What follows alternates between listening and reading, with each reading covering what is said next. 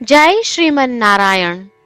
રામાનુજદાસ શ્રીમાન ગટ્ટુ વેણુગોપાલ સ્વામી દ્વારા વર્ણન કરેલ શ્રીમદ ભગવદ્ ગીતાનું ગુજરાતી ભાષાંતર હું આપને કહી રહી છું. અધ્યાય 13 ક્ષેત્ર ક્ષેત્રજ્ઞ વિભાગ યોગ. શ્લોક 28. સમમ પશ્યન હિ સર્વત્ર સમવસ્થિતમ ઈશ્વરમ નહિ નસ્તિ આત્મના આત્માનમ તતો યાતિ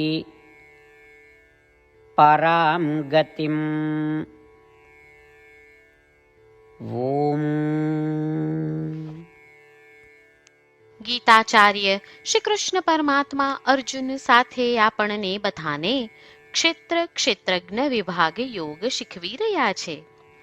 પરમાત્મા કહે છે, અર્જુન, જે કોઈ પણ મનુષ્ય એ સ્પષ્ટ સમજણ ધરાવે છે કે આત્મા શરીરનો સ્વામી છે, સર્વે શરીરોમાં સ્થિત સર્વે આત્માઓ સમાન જ્ઞાન સ્વરૂપ ધરાવે છે. શરીરમાં થતા પરિવર્તનો આત્માને પ્રભાવિત કરતા નથી અને જે પોતાના મનને નિરંતર આત્મામાં સંલગ્ન રાખે છે, આત્માના ગુણોનું સ્મરણ કરીને આત્માનું ધ્યાન કરે છે, તે પોતાના મનની સહાયતાથી સ્વયંનો ઉદ્ધાર કરી શકે છે અને આ જન્મ મૃત્યુના ચક્રમાંથી મુક્ત થઈ શકે છે. જેઓ આમ નથી કરતા તેઓ આ જન્મ મૃત્યુના ચક્રમાં જ ક્ષીણ થતા રહે છે.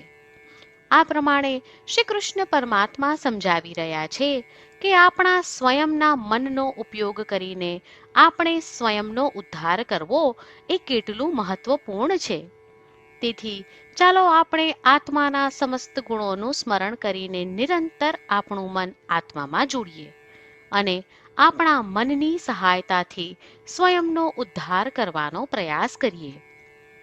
શ્રી કૃષ્ણ પરમાત્માના ઉપદેશોનું ધ્યાન કરતા ચાલો આપણે શ્રીમન નારાયણને પ્રાપ્ત કરવા માટે આપણા શરીરનો શ્રેષ્ઠ ઉપયોગ કરવાનો આરંભ કરીએ.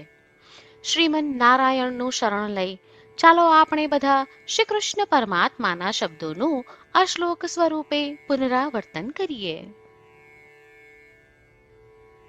સમમ પશ્યન હિ સર્વત્ર સમવસ્થિતમીશ્વરમ નહિ નસ્ત્યાત્મનાત્માનમ તતો યાતિ પરામ ગતિમ.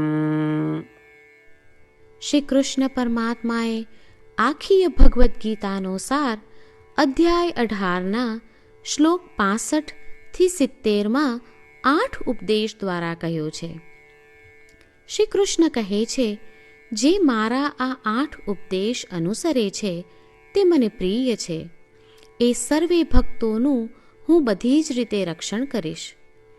શ્રી કૃષ્ણ પરમાત્મા પાસેથી આખી ભગવદ્ ગીતા સાંભળ્યા પછી અર્જુન કહે છે, કરીશ્યે વચનમ તવ, એટલે કૃષ્ણ, હું તમારી આજ્ઞાનું પાલન કરીશ, તમે કહો છો એમ કરીશ.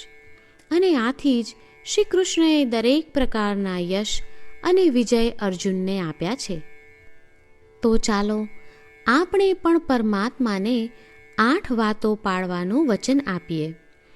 પરમાત્માને આપેલા વચનથી મોટી કોઈ પૂજા, તપ કે યજ્ઞ નથી. 8 પ્રતિજ્ઞાઓ જે આપણે લેવી જોઈએ તે હું હવે કહું છું. આપ સૌ પણ એનો મન અને હૃદયથી વિચાર કરો. આ રીતે શ્રી કૃષ્ણને વચન આપતી વખતે આપણે સૌ શ્રી કૃષ્ણની હસતી મુખમુદ્રાનો મનમાં વિચાર કરીએ અને પરમ આનંદનો અનુભવ કરીએ. જય શ્રીમન નારાયણ. આપણા 8 વચનો આ પ્રમાણે છે.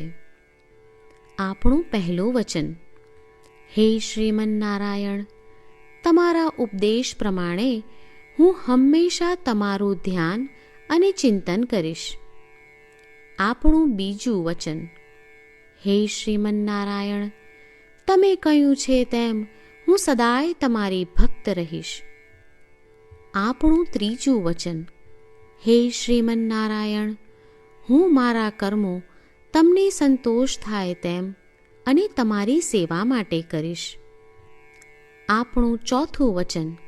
હે શ્રીમન્નારાયણ, તમે અનુસરવા કહ્યું છે તેમ મને પૂર્ણ શ્રદ્ધા છે કે હું તમારી છું. હું સદાય મારા હાથ જોડી તમને નમસ્કાર કરીશ, તમારી ભક્તિ કરીશ. આપણું પાંચમું વચન. હે શ્રીમન્નારાયણ, હું તમારા શબ્દો યાદ કરું છું. મામેકમ શરણમ વ્રજ. તમે તમારી શરણમાં આવવા કહ્યું છે.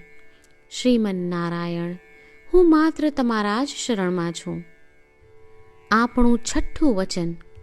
હે શ્રીમન્નારાયણ, આપે કહ્યું છે મા શુચ.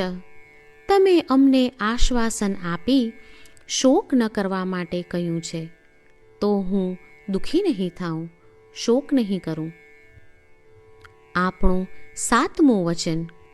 હે શ્રીમન્નારાયણ, અમારા કલ્યાણ અર્થે આપે શ્રીમદ્ ભગવદ્ ગીતા રૂપી આશીર્વાદ આપી અમારા સૌ પર કૃપા કરી છે, તો હું દરરોજ ઓછામાં ઓછો એક શ્લોક વાંચીશ અથવા સાંભળીશ એવો સંકલ્પ લઉં છું. આપણું આઠમું વચન. હે શ્રીમન્નારાયણ, હું ગીતાના દૈવી શબ્દો એ ભક્તો સુધી પહોંચાડવાનો પ્રયત્ન કરીશ જેઓ ગીતાથી અજાણ છે. હે શ્રીમન્નારાયણ, તમે કહ્યું છે તેમ કરીશ, તમે કહ્યું છે એમ વર્તીશ અને તમારા માટે જ કર્મ કરીશ. શ્રીમન્નારાયણને આપેલું વચન કે દરરોજ તમે કહ્યું છે એમ કરીશું, એ જ એક મહાન પૂજા છે. તો ચાલો આપણે સૌ દ્રઢ શ્રદ્ધા સાથે પ્રભુ પાસે એક સંકલ્પ લઈએ. શ્રીમન્નારાયણ, કરીશ્યે વચનમ તવ. શ્રીમન્નારાયણ, હું તમારી આજ્ઞાનું પાલન કરીશ. સર્વમ શ્રી કૃષ્ણાર્પણમસ્તુ. જય શ્રીમન્નારાયણ. સમમ પશ્યન હિ સર્વત્ર સમવસ્થિતમ ઈશ્વરમ નહિ નસ્તિ આત્મના આત્માનમ તતો યાતિ પરામ ગતિમ. ઓમ. સમમ પશ્યન હિ સર્વત્ર સમવસ્થિતમીશ્વરમ નહિ નસ્ત્યાત્મનાત્માનમ તતો યાતિ પરામ ગતિમ. જય શ્રીમન્નારાયણ. તમામ ભક્તોને ખાસ વિનંતી. આપણા જીવનની દરેક બાબતોમાં આપણે તાત્કાલિક અને અસરકારક પરિણામો ઈચ્છીએ છીએ.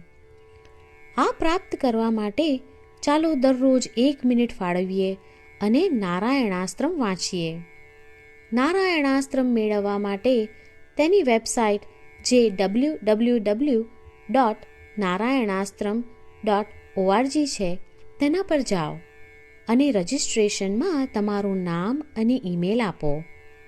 તમે આપેલા ઈમેલ પર તમને નારાયણાસ્ત્રમ PDF પ્રાપ્ત થશે.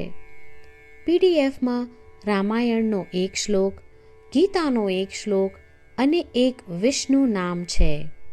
આ 3ને નારાયણાસ્ત્રમ કહેવામાં આવે છે.